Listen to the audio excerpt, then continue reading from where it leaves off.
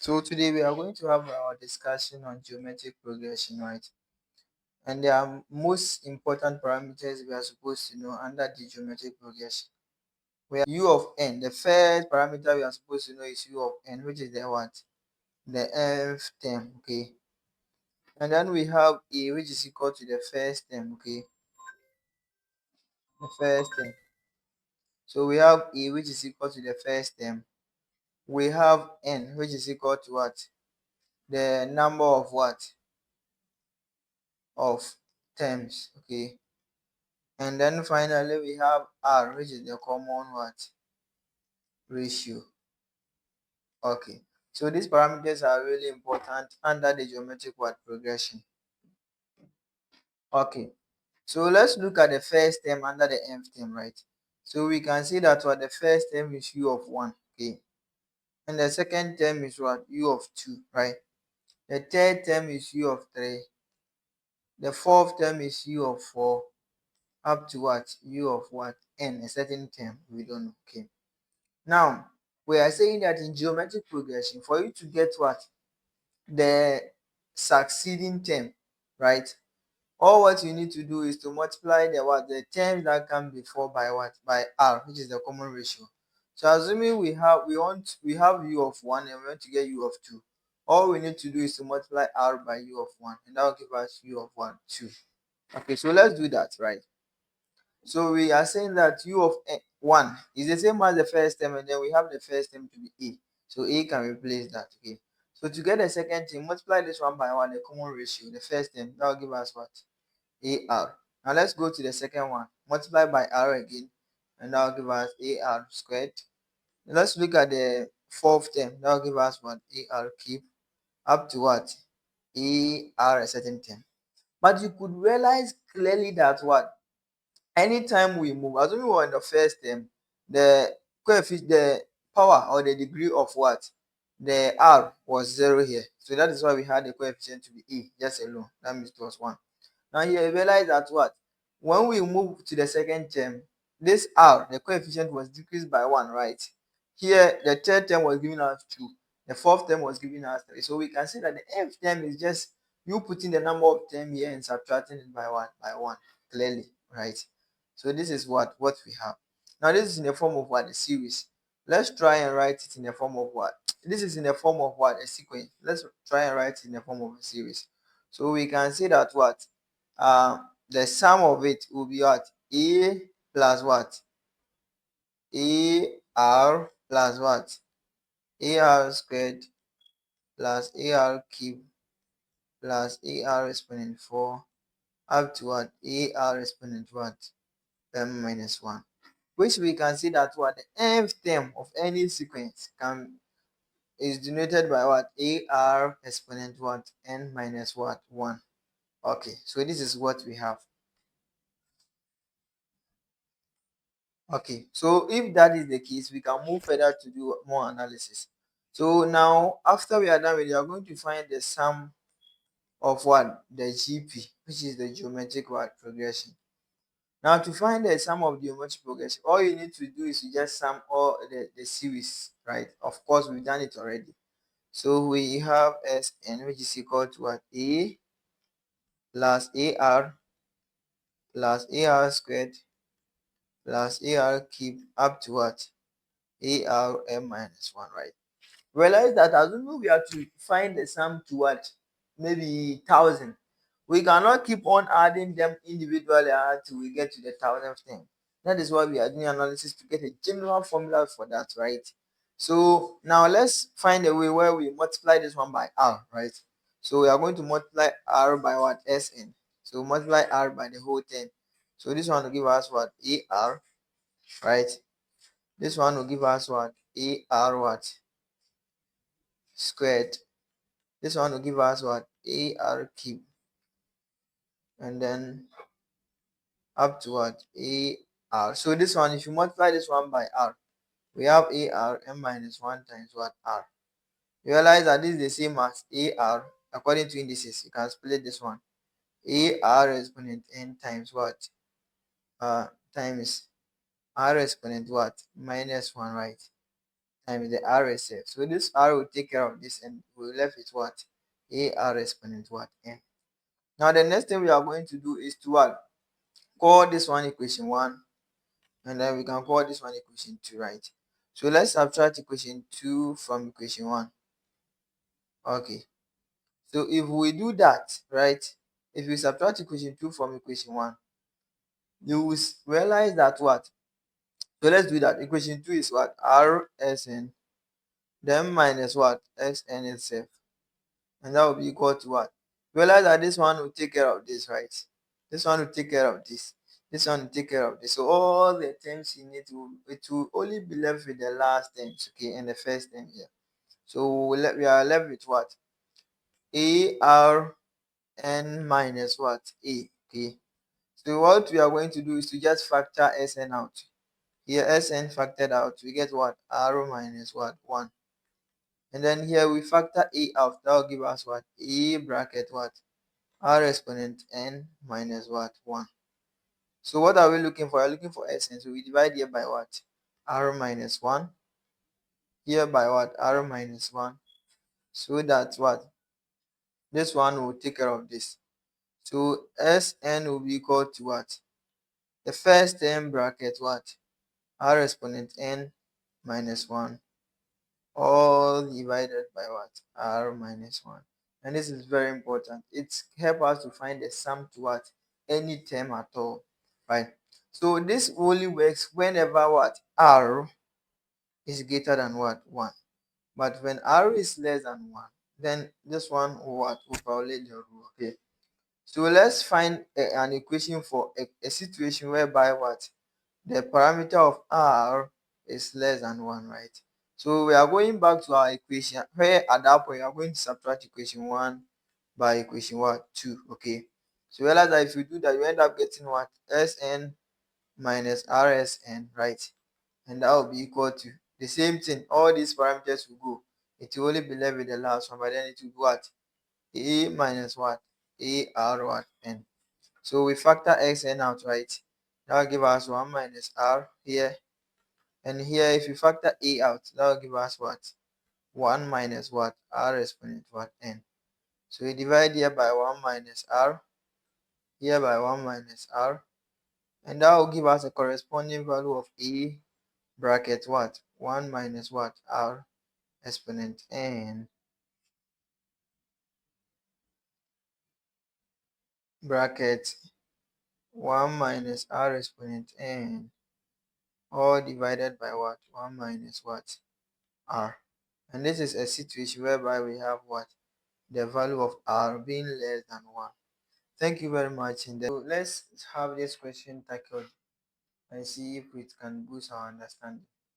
So for the series 8, 4, 2, 1 and a half, right? Find the sum of the first 8 terms, right? So we are looking for what? The sum, which is what? Sn. Okay. We are saying that Sn is equal to E bracket R exponent n minus 1, all divided by what? R exponent, so all divided by R minus 1. Okay. This is valid whenever R is what? Is greater than what? 1, right? But when R is less than 1, then the value of Sn will now be equal to A bracket 1 minus R exponent n, all on what? 1 minus R, right? This is whenever R is less than 1. So let's go and look for the value of R, right? So from here we can see R is equal to this, the term divided by the succeeding term, and that will give us 4 and 8, right? So this is the same as half. So we cannot conclude that it's a GP. We have to try the other one and see. So 2 divided by 4, and that's still giving us half, right? So we can conclude R is equal to half, and the value of R is what? Less than what? 1. Okay. And since the value of R is less than 1, we can proceed to use this particular formula we have here. So let's move. We can see the value of Sn is equal to A. Of course, A is the first term, okay? So A is equal to 1, right? R is equal to 1 on 2. And then the value of N is the sum of the terms we are taking, which is equal to what? 8. So we can see that what the first term, where is it? The first term is what? 8, okay? Sorry, here the first term is what? 8, okay? Now we have the first term, which is 8 bracket what? 1 minus, okay? The value of r is what? R is half, okay? So 1 on 2 all exponent what? N, and n is equal to what? 8, the number of terms. All divided by what? 1 minus what? R, which is what? 1 on 2. From this we can see Sn is equal to 8 bracket 1 minus what?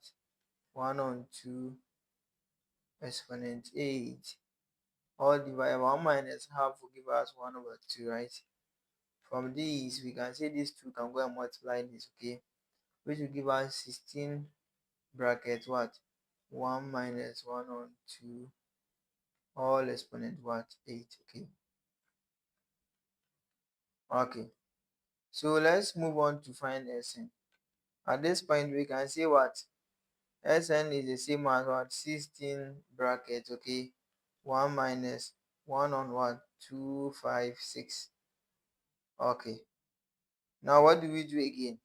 We can subtract 1 minus 256 from 1, and here we get Sn to be equal to what? 16 bracket what? 255 divided by what? 256, and that should give us a corresponding value of what? 255 over what? 16, okay? Over 16. And we can also see that the value of Sn is in simple terms is equal to 15 whole number 15 on what? On 16. Okay, thank you very much. Okay, so let's solve these questions under the geometric progression.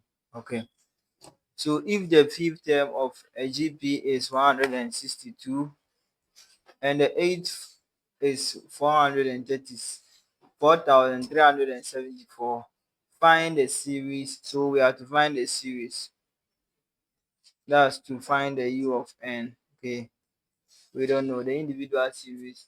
And then to find the 10th term, which is u of what? 10, we don't know. And then finally, the sum of the first what? 10 terms. So that we have to find s of what? 10, okay. Now let's start with it. Now we know that what? At any point in time, we are talking about the first term, we have it to be a. The second term will be ar. That means there is a decrease in what? The power of r, right?